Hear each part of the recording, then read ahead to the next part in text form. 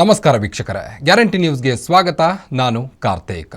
ರಾಜ್ಯದ 30 ಜಿಲ್ಲೆಯ 30 ಸುದ್ದಿಗಳನ್ನು ನೋಡ್ತಾ ಹೋಗೋಣ ಬನ್ನಿ.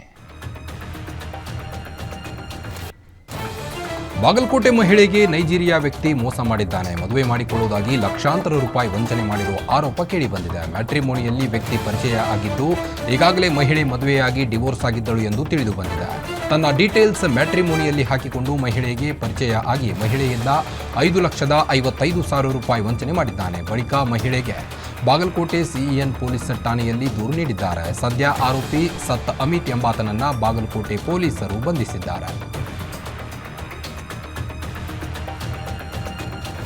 ಅಂಗನವಾಡಿ ಮಕ್ಕಳ ಪೌಷ್ಟಿಕ ಆಹಾರಕ್ಕೆ ಕನ್ನ ಹಾಕಿರುವ ಘಟನೆ ಯಾದಗಿರಿಯಲ್ಲಿ ನಡೆದಿರುವಂಥದ್ದು. ಮಕ್ಕಳ ಹೊಟ್ಟೆ ಸೇರಬೇಕಿದ್ದ ಪೌಷ್ಟಿಕ ಆಹಾರ ಮಿಲೆಟ್ ಲಡ್ಡು ಹಾಗೂ ಪುಷ್ಟಿ ಪೌಡರ್ ಮಾರಾಟವಾಗುತ್ತಿದೆ. ಸುರಪುರ ತಾಲೂಕಿನ ಕಕ್ಕೇರ ಗ್ರಾಮದ ಅಂಗನವಾಡಿ ಕೇಂದ್ರದ ಸಹಾಯಕಿಯಿಂದ ಮಾರಾಟ ಮಾಡುತ್ತಿದ್ದಾರೆ. ಗೊಬ್ಬರ ಚೀಲದಲ್ಲಿ ತುಂಬಿ ಮಾರಾಟ ಮಾಡುವಾಗಲೇ ಗ್ರಾಮಸ್ಥರು ಹಿಡಿದಿರುವಂಥದ್ದು.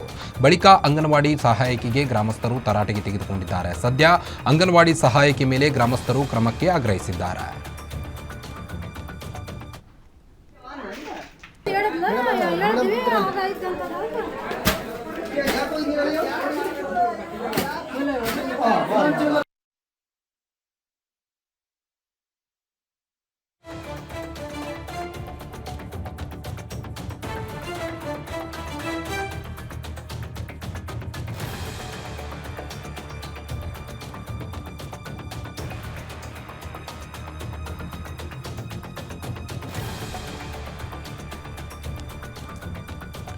ಹಾಸನದಲ್ಲಿ ಶಾಲಾ ಮಕ್ಕಳಿಗೆ ನೀಡುವ ಬಿಸಿಯೂಟ ಗುಣಮಟ್ಟವನ್ನು ಜಿಲ್ಲಾಧಿಕಾರಿ ಲತಾ ಕುಮಾರಿ ಹಾಸನ ತಾಲೂಕಿನ ಗೋರೂರಿನ ಸರ್ಕಾರಿ ಪ್ರಾಥಮಿಕ ಶಾಲೆಗೆ ಏಕಾಏಕಿ ವಿಸಿಟ್ ಮಾಡಿ ಪರಿಶೀಲನೆ ಮಾಡಿದ್ದಾರೆ. ಮಕ್ಕಳ ಜೊತೆ ಸರದಿ ಸಾಲಿನಲ್ಲಿ ಕುಳಿತು ಶಾಲೆಯಲ್ಲಿ ನೀಡುವ ಹಾಲನ್ನು ಕುಡಿದು ಗುಣಮಟ್ಟ ಪರಿಶೀಲನೆ ನಡೆಸಿದ್ದಾರೆ. ಶಾಲೆಯಲ್ಲಿ ನೀಡುವ ಊಟ ಹಾಲು ಚೆನ್ನಾಗಿದೆಯಾ, ಗುಣಮಟ್ಟದ ಊಟ ಕೊಡುತ್ತಿದ್ದಾರಾ ಎಂದು ಮಕ್ಕಳಿಗೆ ಪ್ರಶ್ನಿಸಿದ್ದಾರೆ.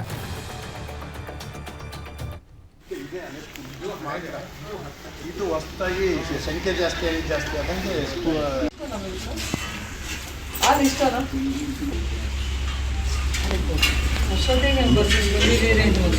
ಇದೆ.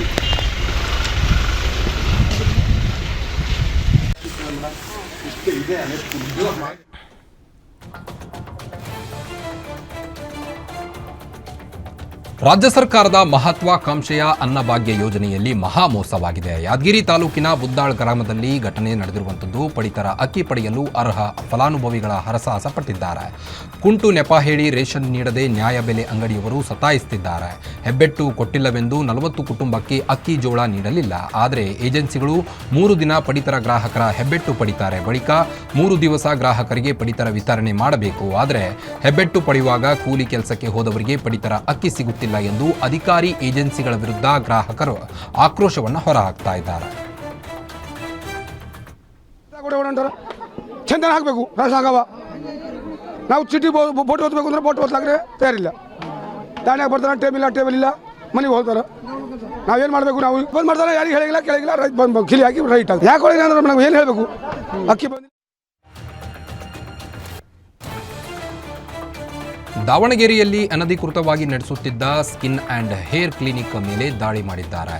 ಹೇರ್ ಆ್ಯಂಡ್ ಸ್ಕಿನ್ ಕೇರ್ಗಳಲ್ಲಿ ಪರಿಣಿತಿ ಹೊಂದಿರದ ವೈದ್ಯರಿಂದ ಚಿಕಿತ್ಸೆ ನೀಡಲಾಗುತ್ತಿದೆ ಎಂದು ದೂರು ಹಿನ್ನೆಲೆ ಜಿಲ್ಲಾ ಆರೋಗ್ಯ ಇಲಾಖೆ ಅಧಿಕಾರಿಗಳ ನೇತೃತ್ವದಲ್ಲಿ ಏಕಕಾಲಕ್ಕೆ 15 ಕಡೆಗಳಲ್ಲಿ ದಾಳಿಯನ್ನು ನಡೆಸಲಾಗಿದೆ. ಕೆಪಿಎಂಎ ಆಕ್ಟ್ ಪ್ರಕಾರ ಆರೋಗ್ಯ ಇಲಾಖೆಯಿಂದ ಅನುಮತಿ ಪಡೆಯಬೇಕಿತ್ತು. ಆದರೆ ಕೇವಲ ಅರ್ಜಿಯನ್ನು ಹಾಕಿ ಹೇರ್ ಆ್ಯಂಡ್ ಸ್ಕಿನ್ ಕ್ಲಿನಿಕ್ಗಳನ್ನು ನಡೆಸುತ್ತಿದ್ದರು ಎಂಬ ಕಾರಣಕ್ಕೀಗ ಜಿಲ್ಲಾಧಿಕಾರಿಗಳ ಆದೇಶದಿಂದ ದಾಳಿ ನಡೆಸಿದ್ದಾರೆ.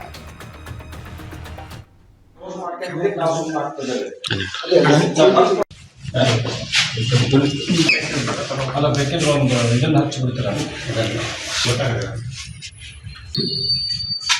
ಹಾಂ ಸರ್.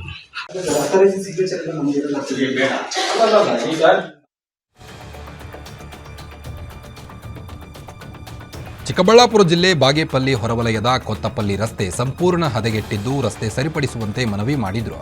ಏನೂ ಪ್ರಯೋಜನವಾಗಿರಲಿಲ್ಲ. ಇದರಿಂದ ರೋಸಿ ಹೋದ ಸ್ಥಳೀಯರು ಹಾಗೂ ಕರ್ನಾಟಕ ರಕ್ಷಣಾ ವೇದಿಕೆ ಕಾರ್ಯಕರ್ತರು ರಸ್ತೆಯಲ್ಲಿನ ಗುಂಡಿಗಳಲ್ಲಿ ರಾಗಿ ಪೈರು ನಾಟಿ ವಿನೂತನವಾಗಿ ಪ್ರತಿಭಟನೆ ನಡೆಸಿದರು. ಈ ವೇಳೆ ಅಧಿಕಾರಿಗಳು ಹಾಗೂ ಜನಪ್ರತಿನಿಧಿಗಳ ವಿರುದ್ಧ ಆಕ್ರೋಶವನ್ನು ವ್ಯಕ್ತಪಡಿಸಿದ ಪ್ರತಿಭಟನಾಕಾರರು ಕೂಡಲೇ ರಸ್ತೆ ಸರಿಪಡಿಸುವಂತೆ ಒತ್ತಾಯಿಸಿದರು.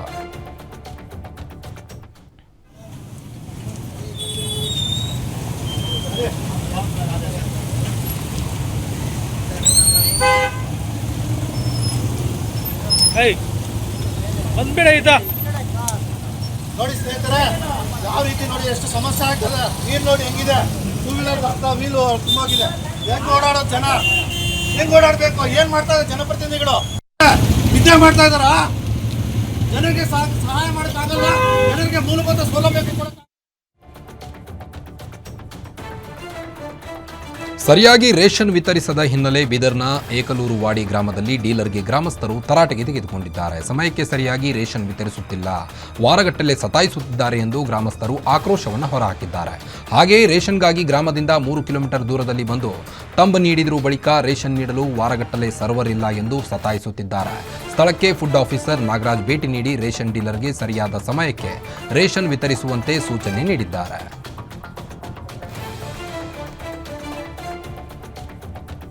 ಕೋಲಾರದ ಬಂಗಾರಪೇಟೆ ನಗರದ ಸೇಟ್ ಕಂಪೌಂಡ್ ಬಡಾವಣೆ ಬಳಿ ಈದ್ ಮಿಲಾದ್ ಹಬ್ಬದ ಪ್ರಯುಕ್ತ ಬಂಟಿಂಗ್ ಕಟ್ಟಿರುವ ವಿಚಾರಕ್ಕೆ ಗಲಾಟೆ ನಡೆದಿರುವಂಥದ್ದು. ಮುತ್ತುಮಾರಿಯಮ್ಮನ ರಸ್ತೆಯಲ್ಲಿ ಇದೇ ಮೊದಲ ಬಾರಿಗೆ ಬಂಟಿಂಗ್ ಕಟ್ಟಲು ಮುಂದಾಗಿದ್ದ ಕೆಲ ಮುಸ್ಲಿಂ ಯುವಕರಿಗೆ ಸ್ಥಳೀಯ ನಿವಾಸಿಗಳು ವಿರೋಧವನ್ನು ವ್ಯಕ್ತಪಡಿಸಿದ್ದಾರೆ. ಈ ಹಿನ್ನೆಲೆಯಲ್ಲಿ ಎರಡು ಗುಂಪುಗಳ ನಡುವೆ ಮಾತಿನ ಚಕಮಕಿ ಉಂಟಾಗಿದೆ. ಮಾಜಿ ಪುರಸಭೆ ಅಧ್ಯಕ್ಷ ಶಂಶುದ್ದೀನ್ ಬಾಬು ಸದಸ್ಯ ಪಿ ಸಾದಿಕ್ ಸಹಾಯದಿಂದ ಪೊಲೀಸರು ಬಂಟಿಂಗ್ ಬಿಚ್ಚಿಸಿದ್ದಾರೆ. ಪೊಲೀಸರ ಮಧ್ಯ ಪ್ರವೇಶದಿಂದ ಸದ್ಯಕ್ಕೆ ಉದ್ವಿಗ್ನ ವಾತಾವರಣ ಶಮನಗೊಂಡಿದೆ. ಸ್ಥಳಕ್ಕೆ ಕೆಜಿಎಫ್ ಪೊಲೀಸ್ ವರಿಷ್ಠಾಧಿಕಾರಿ ಶಿವಾಂಶು ರಜಪೂತ್ ಭೇಟಿ ನೀಡಿ ಪರಿಶೀಲಿಸಿ ಮುಂಜಾಗ್ರತೆ ಕ್ರಮವಾಗಿ ಸ್ಥಳದಲ್ಲಿ ಪೊಲೀಸ್ ಬಂದೋಬಸ್ತ್ ವ್ಯವಸ್ಥೆ ಮಾಡಲಾಗಿದೆ.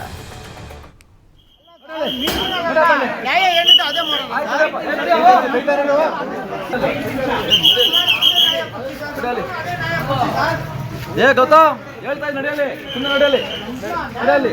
ಮೀಟಿಂಗ್ ಅಲ್ಲಿ ಯಾರು ಮೀಟಿಂಗ್ ಬಂದಿದ್ದಾರೆ? ಮೀಟಿಂಗ್ ಅಲ್ಲಿ ಏನಪ್ಪ ಮಾಡ್ರು? ಮೀಟಿಂಗ್ ಅಲ್ಲಿ ಏನಪ್ಪ ನಡಿ, ಸುಮ್ಮನೆ ನಡಿ.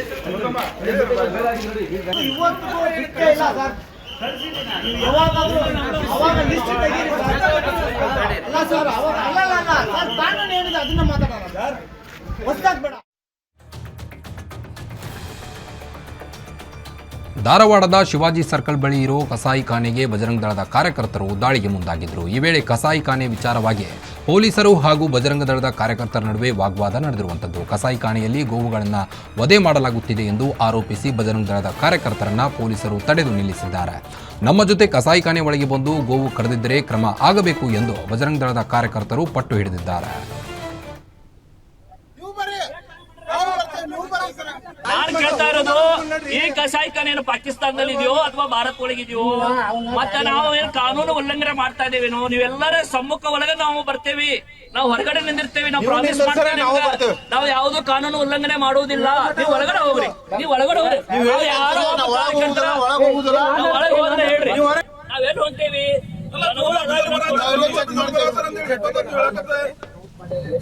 ನಾವು ನೋಡ್ತೇವೆ ಬರ್ರಿ ಸರ್, ನಾವು ನೋಡ್ರಿ, ಮುಂದೆ ನೋಡ್ತೇವೆ. ನಾವು ನಾವು ಕಾನೂನು ಪಾಲಕರೇ, ನಮಗೂ ಎಸ್ಪಿ ಉಮಾ ಪ್ರಶಾಂತ್ ಬಗ್ಗೆ ಬಿಪಿ ಹರೀಶ್ ಅವಹೇಳನ ಹೇಳಿಕೆ ಖಂಡಿಸಿ ದಾವಣಗೆರೆಯಲ್ಲಿ ದಲಿತ ವಿಮೋಚನೆ ಸೇನೆ ಪ್ರತಿಭಟನೆ ನಡೆಸಿದರು. ನಗರದ ಎಸಿ ಕಚೇರಿ ಬಳಿ ಪ್ರತಿಭಟನೆ ನಡೆಸಿ ಆಕ್ರೋಶವನ್ನು ಹೊರಹಾಕಿದ್ದಾರೆ. ಹೆಣ್ಣು ಮಕ್ಕಳ ಬಗ್ಗೆ ತುಚ್ಛ ಪದ ಬಳಕೆ ಮಾಡಿದ್ದರೆ ಅವರ ವಿರುದ್ಧ ಶಿಸ್ತು ಕ್ರಮಕ್ಕೆ ಒತ್ತಾಯಿಸಿದ್ದು ಕೂಡಲೇ ಬಂಧಿಸಿ ಕ್ರಮ ವಹಿಸುವಂತೆ ಆಗ್ರಹಿಸಿದ್ದಾರೆ.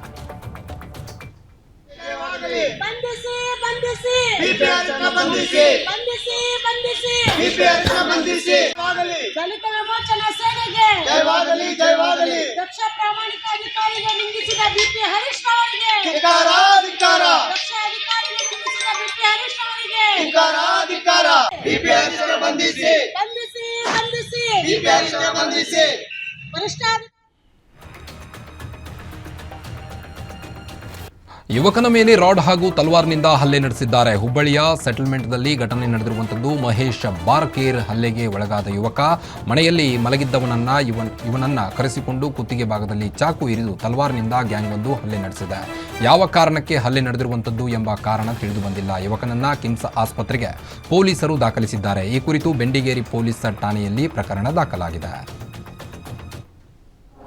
शीतल सदानंद गायकवाड़, गीता गणेश बस्तर, स्वाति बस्तर ಎಲ್ಲ ಮನೆ ಚಾಕು ಹಾಕಿ ಓಡೋರು ಬಂದು ಫೌಂಡೇಶನ್ ಓದಿದ್ದೆ ಹಚ್ಚಿ ಮಾಡಿ ಗಂಟ್ಲಕ್ಕಾಗ ಮುಳುಗಿ ಬಿದ್ದಾವೆ. ಇಲ್ಲೇ ಅಟ್ಟಿನ ಬಯಕೊಂಡು ಓಡೋರು ಫೌಂಡೇಶನ್ಗೆ ಹೋದಿನಿ.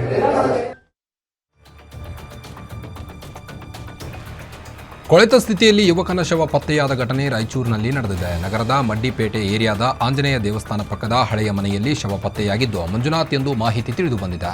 ಹಿಟ್ಟಿನ ಗಿರಣಿಯಲ್ಲಿ ಕೆಲಸ ಮಾಡಿಕೊಂಡಿದ್ದ ಮಂಜುನಾಥ್ ಕಳೆದ 9 ದಿನಗಳಿಂದ ಮನೆಗೆ ಬಾರದೆ ಅನುಮಾನಗೊಂಡಿದ್ದು ನೇತಾಜಿ ಪೊಲೀಸ್ ಸಟ್ಟಾಣೆ ವ್ಯಾಪ್ತಿಯಲ್ಲಿ ಪ್ರಕರಣ ದಾಖಲಾಗಿದೆ.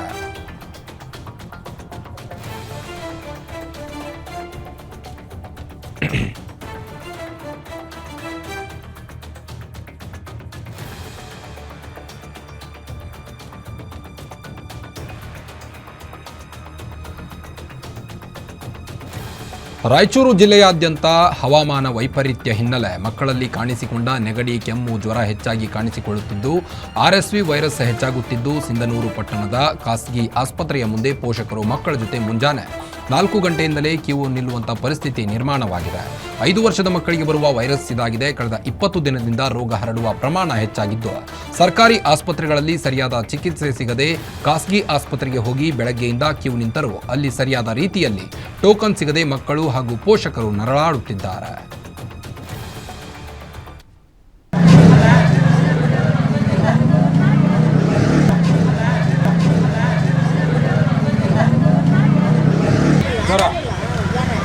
ಎಷ್ಟು ಗಂಟೆ ಬಂದಿದೆ? ಚೀಟ್ ಆಗೈತೆ.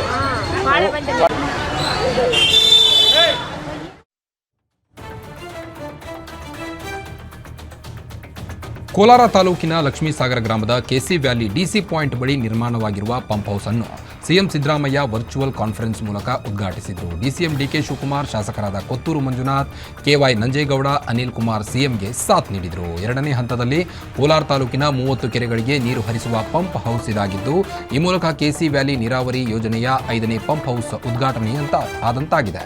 ಕೆಸಿ ವ್ಯಾಲಿ ಡಿಸಿ ಪಾಯಿಂಟ್ ಬಳಿ ಉದ್ಘಾಟನೆ ಕಾರ್ಯಕ್ರಮ ವೀಕ್ಷಣೆಗೆ LED ಸ್ಕ್ರೀನ್ ವ್ಯವಸ್ಥೆ ಮಾಡಲಾಗಿತ್ತು.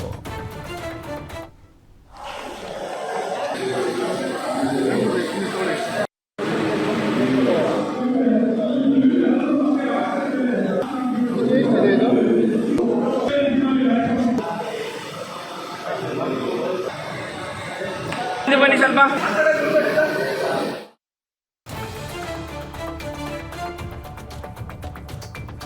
ಲಂಚ ಸ್ವೀಕರಿಸುತ್ತಿರುವಾಗ ಚಿತ್ರದುರ್ಗದ ಬೆಸ್ಕಾಂ ಇಇ ಲೋಕಾಯುಕ್ತ ಬಲೆಗೆ ಸಿಕ್ಕಿಬಿದ್ದಿದ್ದಾರೆ. ಬೆಸ್ಕಾಂ ಇಇ ತಿಮ್ಮರಾಯಪ್ಪ ಕಾಂಟ್ರಾಕ್ಟರ್ ಬಳಿ 35 ಲಕ್ಷ ಟೆಂಡರ್ಗೆ 10% ಲಂಚಕ್ಕೆ ಬೇಡಿಕೆ ಇಟ್ಟಿದ್ದ ಕಾಂಟ್ರಾಕ್ಟರ್ ಸಂಜಯ್ ದೂರು ನೀಡಿದ ಆಧರಿಸಿ ನಿನ್ನೆ ರಾತ್ರಿ ತಿಮ್ಮರಾಯಪ್ಪ ವಿರುದ್ಧ FIR ದಾಖಲಾಗಿದೆ.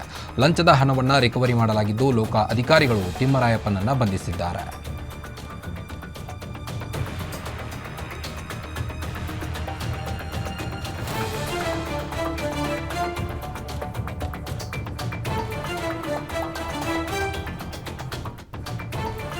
ಕಳೆದ ವರ್ಷ ಗಣೇಶ ವಿಸರ್ಜನೆ ವೇಳೆ ನಾಗಮಂಗಲದಲ್ಲಿ ನಡೆದಿದ್ದ ಕೋಮುಗಲಭೆ ಹಿನ್ನೆಲೆ ಮಂಡ್ಯ ಜಿಲ್ಲಾಧಿಕಾರಿ ಕುಮಾರ್ ಕಟ್ಟುನಿಟ್ಟಿನ ಆದೇಶ ಜಾರಿ ಮಾಡಿದ್ದು ಯಾವುದೇ ಅಹಿತಕರ ಘಟನೆ ನಡೆಯದಂತೆ ಜಾಗೃತಿ ವಹಿಸಲು ಸೂಚನೆ ನೀಡಿದ್ದಾರೆ. ಡಿಸಿ ಆದೇಶದ ಹಿನ್ನೆಲೆಯಲ್ಲಿ ಪಟ್ಟಣದಲ್ಲಿ ಪೊಲೀಸರು ಬಿಗಿ ಬಂದೋಬಸ್ತ್ ಮಾಡಿದ್ದು ಪಟ್ಟಣ ವಲಯದಲ್ಲಿ ಬೀಡು ಬಿಟ್ಟಿರೋ ಪೊಲೀಸ್ ಪಡೆಗಳಿಂದ ಪಥಸಂಚಲನ ನಡೆಸಿವೆ. ನಗರದ ಪ್ರಮುಖ ಸ್ಥಳಗಳಲ್ಲಿ ಸಿಸಿ ಕ್ಯಾಮೆರಾಗಳ ಅಳವಡಿಸಿದ್ದು ಗಣೇಶ ವಿಸರ್ಜನೆ ವೇಳೆ ಡ್ರೋನ್ ಕ್ಯಾಮೆರಾ ಕಣ್ಗಾವಲು ಇರಲಿದೆ.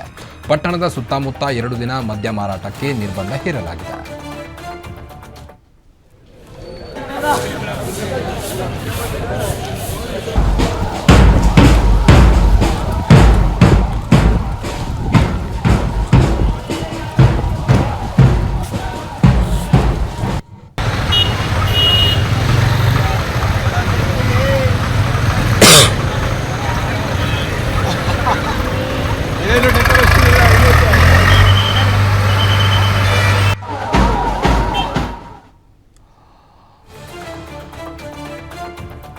SBI ಬ್ಯಾಂಕ್ಗೆ ಕನ್ನ ಹಾಕಿ 10 ಲಕ್ಷಕ್ಕೂ ಅಧಿಕ ಹಣ ದೋಚಿ ಕಳ್ಳರು ಎಸ್ಕೇಪ್ ಆಗಿದ್ದಾರೆ. ಬಾಗಲಕೋಟೆ ಜಿಲ್ಲೆ ಬಾದಾಮಿ ತಾಲೂಕಿನ ಕಾಕನೂರು SBI ಬ್ಯಾಂಕ್ನಲ್ಲಿ ಈ ಘಟನೆ ನಡೆದಿದೆ. ಗ್ಯಾಸ್ ಕಟರ್ನಿಂದ ಬ್ಯಾಂಕ್ ಹಿಂದಿನ ಶಟರ್ ಕೊರೆದು ಕಳ್ಳರು ಒಳನುಗ್ಗಿದ್ದಾರೆ. ಸಿಸಿ ಕ್ಯಾಮೆರಾಗಳಿಗೆ ಪೇಂಟ್ ಸ್ಪ್ರೇ ಮಾಡಿ ದೃಶ್ಯ ಕಾಣದಂತೆ ಮಾಡಿದ ಖತರ್ನಾಕ್ ಕಳ್ಳರು 3 ಲಾಕರ್ಗಳನ್ನು ಟಾರ್ಗೆಟ್ ಮಾಡಿದ್ರು. ಆದರೆ 1 ಲಾಕರ್ ತೆಗೆಯುವಲ್ಲಿ ಯಶಸ್ವಿಯಾಗಿದ್ದು ಬ್ಯಾಂಕ್ ಲಾಕರ್ನಲ್ಲಿದ್ದ ಹಣ ದೋಚಿ ಎಸ್ಕೇಪ್ ಆಗಿದ್ದಾರೆ. ಘಟನಾ ಸ್ಥಳಕ್ಕೆ ಬಾದಾಮಿ ಪೊಲೀಸರು, ಶ್ವಾನದಳ, ಬೆರಳಚ್ಚು ತಜ್ಞರು ಭೇಟಿ ನೀಡಿ ಪರಿಶೀಲನೆಯನ್ನು ನಡೆಸಿದ್ದಾರೆ.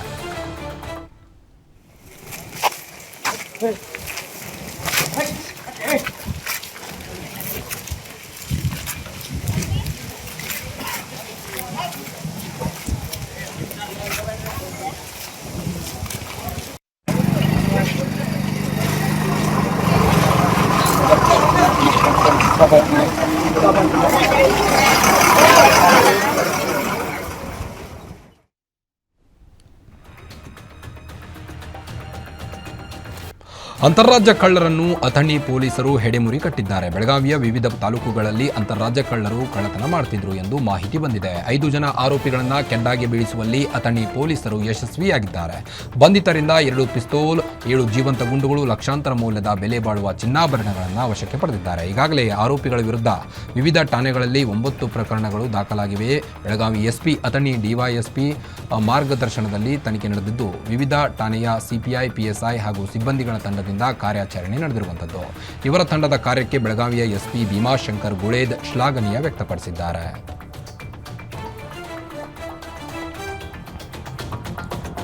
ಇಬ್ಬರು ಅಂತರ್ಜಿಲ್ಲಾ ಕಳ್ಳರ ಬಂಧಿಸಿ ಚಿತ್ರದುರ್ಗದ ಹೊಸದುರ್ಗ ಪೊಲೀಸರು ಭರ್ಜರಿ ಕಾರ್ಯಾಚರಣೆ ನಡೆಸಿದ್ದಾರೆ. A1 ರಾಜಾಸಾಬ್, A2 ಮಹಮ್ಮದ್ ರಫೀಕ್ ಬಂಧಿತ ಆರೋಪಿಗಳು. ಬಂಧಿತರಿಂದ 3 ಕೇಸ್ಗಳಿಗೆ ಸಂಬಂಧಿಸಿದಂತೆ 30 ಗ್ರಾಂ ಮೌಲ್ಯದ 3 ಲಕ್ಷ ಮೌಲ್ಯದ ಚಿನ್ನಾಭರಣ ಹಾಗೂ 1 ಬೈಕ್ ವಶಕ್ಕೆ ಪಡೆದಿದ್ದು ಆರೋಪಿಗಳನ್ನು ಬಂಧಿಸಿದ್ದಾರೆ. ಹೊಸದುರ್ಗ ಪೊಲೀಸ್ ಠಾಣೆಯಲ್ಲಿ ಕೇಸ್ ದಾಖಲಾಗಿದೆ.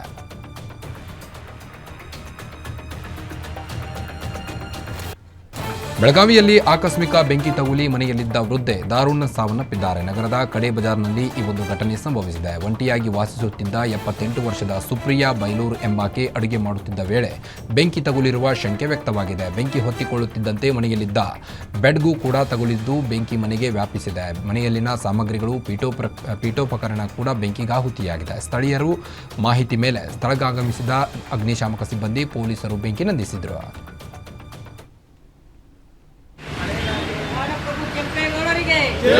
ನಾಡಪ್ರಭು ಕೆಂಪೇಗೌಡರಿಗೆ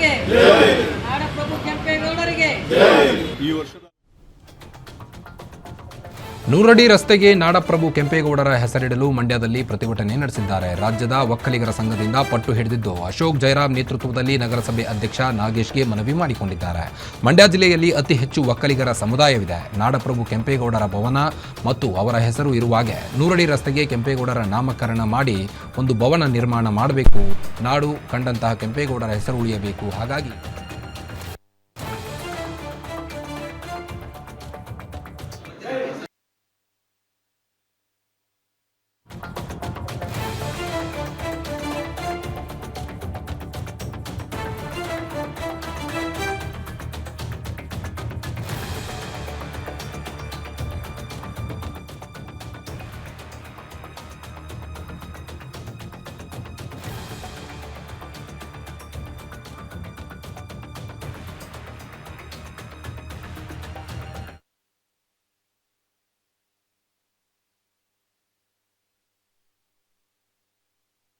ವಿದ್ಯಾರ್ಥಿಗಳು ಪಾಲ್ಗೊಂಡಿದ್ದಾರೆ.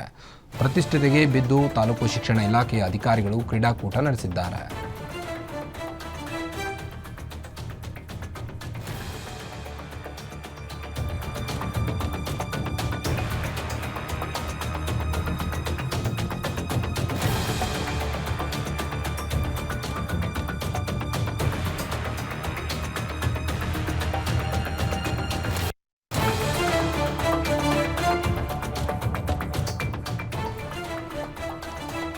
ತಂದೆ ಮಾಜಿ ಸಿಎಂ ಬಿಎಸ್ ಯಡಿಯೂರಪ್ಪ ಪಕ್ಷ ಸಂಘಟಿಸಿದ್ದ ಅಂಬಾಸಿಡರ್ ಕಾರಿನಲ್ಲಿ ಬಿವೈವಿ ಓಡಾಡಿ ಹಳೆಯ ನೆನಪನ್ನ ಮೆಲುಕು ಹಾಕಿದ್ದಾರೆ. ಶಿಕಾರಿಪುರ ಕ್ಷೇತ್ರದಲ್ಲಿ ತಂದೆಯ ಲಕ್ಕಿ ಕಾರ್ನಲ್ಲಿ ಕೆಲಕಾಲ ಬಿವೈ ವಿಜೇಂದ್ರ ಸಂಚಾರ ನಡೆಸಿದ್ದಾರೆ. ಈ ಬಗ್ಗೆ ಸಾಮಾಜಿಕ ಜಾಲತಾಣದಲ್ಲಿ ಪೋಸ್ಟ್ ಹಾಕಿದ್ದಾರೆ.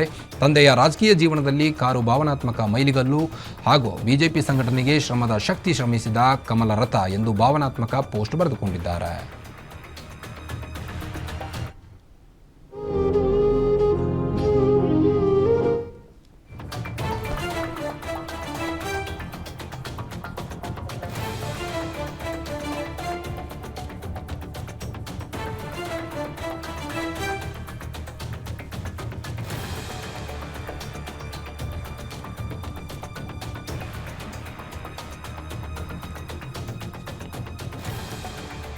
ಜೋಕುಮಾರಸ್ವಾಮಿ ಆರಾಧಕರ ಕ್ಷೇಮಾಭಿವೃದ್ಧಿಯಲ್ಲಿ ಸರ್ಕಾರದ ಸಂಪೂರ್ಣ ವಿಫಲವಾಗಿದೆ ಎಂದು ಆರೋಪಿಸಿ ಕಲಬುರಗಿಯಲ್ಲಿ ಜೋಕುಮಾರಸ್ವಾಮಿ ಬುಟ್ಟಿ ಹೊತ್ತುಕೊಂಡು ವಿನೂತನ ಪ್ರತಿಭಟನೆ ನಡೆಸಲಾಯಿತು.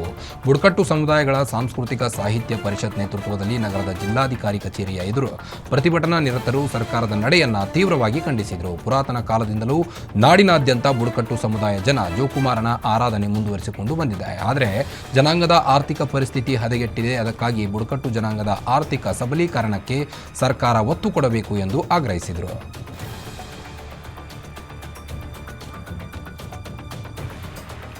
ಎನ್ಎಚ್ ರಸ್ತೆಯಲ್ಲಿ ಭಾರೀ ಗಾತ್ರದ ಹೆಬ್ಬಾವು ಕಾಣಿಸಿಕೊಂಡಿದ್ದು ವಾಹನ ಸವಾರರು ಗಾಬರಿಗೊಂಡಿದ್ದಾರೆ. ಶಿವಮೊಗ್ಗ ಶೃಂಗೇರಿ ಕುದುರೆಮುಖ ಘಾಟ್ ಮೂಲಕ ಮಂಗಳೂರು ಸಂಪರ್ಕಿಸುವ ಎನ್ಎಚ್ ರಸ್ತೆಯಲ್ಲಿ ಮಳೆಯ ನಡುವೆಯೂ ಹೆಬ್ಬಾವು ಹೆದ್ದಾರಿ ದಾಟಿಕೊಂಡು ಹೋಗಿದೆ. ಹೆಬ್ಬಾವು ರಸ್ತೆ ದಾಟುವವರೆಗೂ ವಾಹನ ಸವಾರರು ಕಾದು ನಿಂತಿದ್ದಾರೆ.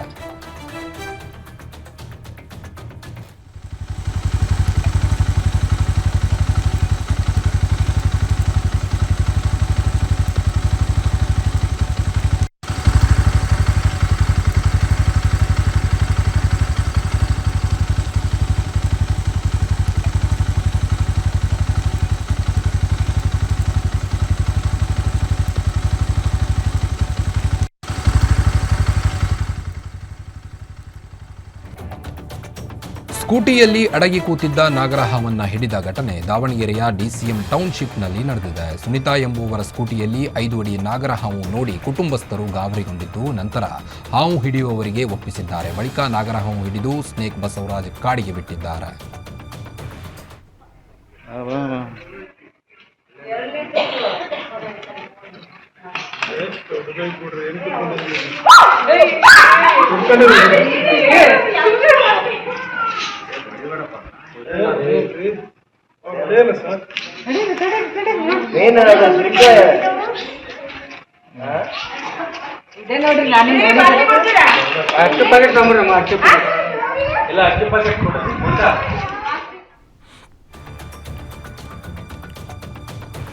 ಶಿರಡಿ ಸಾಯಿಬಾಬಾರ 100ನೇ ವರ್ಷದ ಹುಟ್ಟುಹಬ್ಬದ ಅಂಗವಾಗಿ ಮಂಡ್ಯದಲ್ಲಿ ರಥೋತ್ಸವ ಹಮ್ಮಿಕೊಳ್ಳಲಾಗಿದೆ. ರಾಜ್ಯಾದ್ಯಂತ ಸತ್ಯಸಾಯಿ ಬಾಬಾ ಸಂಸ್ಥೆ ವತಿಯಿಂದ ಪ್ರವಾಹಿನಿ ರಥೋತ್ಸವ ಹಮ್ಮಿಕೊಳ್ಳಲಾಗಿದೆ. ಇದರ ಅಂಗವಾಗಿ ರಾಜ್ಯಾದ್ಯಂತ ಸತ್ಯಸಾಯಿ ಸಂಸ್ಥೆಯ ಪ್ರೇಮ ಪ್ರವಾಹಿನಿ ರಥವು ನಾಳೆ ಸಂಜೆ 5 ಗಂಟೆ ರಥವು ಶ್ರೀರಂಗಪಟ್ಟಣಕ್ಕೆ ಆಗಮಿಸಲಿದೆ. ಈ ವೇಳೆ ಶ್ರೀರಂಗಪಟ್ಟಣದ ಬಸ್ ನಿಲ್ದಾಣದ ಪಟ್ಟಣದ ಒಳಗಿರುವ ಸಾಯಿ ಮಂದಿರ ದೇಗುಲದವರೆಗೂ ಪೂರ್ಣ ಕುಂಭ ಅದ್ದೂರಿ ಸ್ವಾಗತ ಕೋರಲಾಗುವುದು.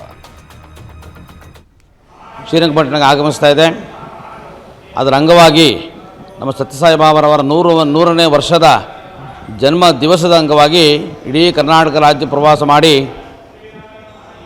ರಥ ಇವತ್ತಿನ ದಿನ ನಮ್ಮ ಮಂಡ್ಯದಿಂದ 4:15 ಗಂಟೆಗೆ ಶುಕ್ರವಾರ ಶ್ರೀರಂಗಪಟ್ಟಣದ ಬಸ್ ಸ್ಟ್ಯಾಂಡ್ ಮುಂಭಾಗದಲ್ಲಿ ಬರ್ತಾಯಿದೆ.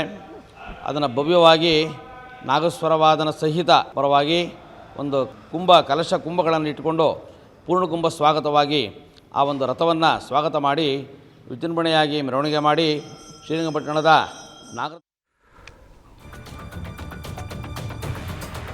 ದೇಶದಾದ್ಯಂತ ಅತಿ ವಿಜೃಂಭಣೆಯಿಂದ ಆಚರಿಸುವ ಗಣೇಶ ಹಬ್ಬವನ್ನು ಬೆಳಗಾವಿ ಕುಡ್ಚಿ ಪಟ್ಟಣದಲ್ಲಿ ಹಿಂದೂ ಮುಸ್ಲಿಂ ಬಾಂಧವರು ಜಾತಿ ಧರ್ಮ ಭೇದ ಮರೆತು ಭಾವೈಕ್ಯತೆಯಿಂದ ಆಚರಣೆ ಮಾಡಲಾಯಿತು. ಪ್ರತಿ ವರ್ಷ ಯಾವುದೇ ಗಲಾಟೆ ಇಲ್ಲದೆ ಸಾಮರಸ್ಯದಿಂದ ಎಲ್ಲರೂ ಕೂಡಿಕೊಂಡು ಗಣೇಶ ಮೂರ್ತಿಯನ್ನು ಪ್ರತಿಷ್ಠಾಪಿಸಿ ಭಕ್ತಿ ಭಾವದಿಂದ ಪೂಜಿಸಿ ಗಣೇಶ ವಿಸರ್ಜನೆ ಮಾಡ್ತಾರೆ. ಅದೇ ರೀತಿಯಲ್ಲಿ ಈ ವರ್ಷ ಕೂಡ ವಿಜೃಂಭಣೆಯಿಂದ ಗಣೇಶ ಮೂರ್ತಿ ಪ್ರತಿಷ್ಠಾಪಿಸಿದ್ದು ಎಲ್ಲರೂ ಅದ್ದೂರಿಯಾಗಿ ಗಣೇಶ ವಿಸರ್ಜನೆಗೆ ಮಾಡಲಾಯಿತು. ಪೊಲೀಸರಿಗೆ ಎಲ್ಲ ಗಣೇಶ ಮಂಡಳಿಗಳ ಪ್ರಯುಕ್ತ ಪೊಲೀಸ್ ಅಧಿಕಾರಿ ಹಾಗೂ ಸಿಬ್ಬಂದಿಗಳಿಗೆ ಸತ್ಕರಿಸಿ ಧನ್ಯವಾದ ಸಲ್ಲಿಸಿದರು. ಧಾರವಾಡ ಜಿಲ್ಲೆಯಲ್ಲಿ ಹಿಂದೂ ಮುಸ್ಲಿಂ ಭಾವೈಕ್ಯ ಸಾರು ಗಣೇಶನ ಮೆರವಣಿಗೆಯನ್ನು ಅದ್ದೂರಿಯಾಗಿ ನೆರವೇರಿಸಲಾಯಿತು. ಧಾರವಾಡ ಮಾಳಾಪುರ ಗಣಪತಿ ಮೆರವಣಿಗೆಯಲ್ಲಿ ಮುಸ್ಲಿಂ ಮುಖಂಡರು ಗಣೇಶನಿಗೆ ಮಾಲಾರ್ಪಣೆ ಅರ್ಪಿಸಿದರು. ಪ್ರತಿ ವರ್ಷದಂತೆ ಈ ವರ್ಷವೂ ಮುಸ್ಲಿಂ ಮುಖಂಡರು ಗಣೇಶನಿಗೆ ಮಾಲಾರ್ಪಣೆ ಅರ್ಪಿಸಿ ಭಕ್ತಿ ಭಾವ ಮೆರೆದರು. ಹಿಂದೂ ಮುಸ್ಲಿಂ ಭಾವೈಕ್ಯತೆ ತೋರಿದರು.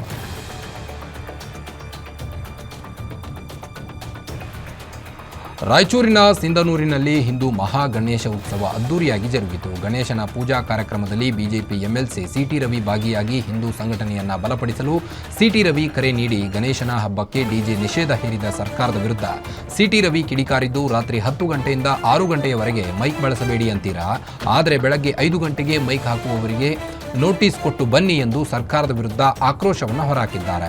ಪರಿಸರ ಸ್ನೇಹಿಯಾದ 15 ಅಡಿ ಎತ್ತರದ ಮಣ್ಣಿನ ಗಣೇಶನ ಮೂರ್ತಿ ಪ್ರತಿಷ್ಠಾಪಿಸಿದ ಸಮಿತಿ ಎಲ್ಲರ ಮೆಚ್ಚುಗೆಗೆ ಪಾತ್ರವಾಗಿದೆ.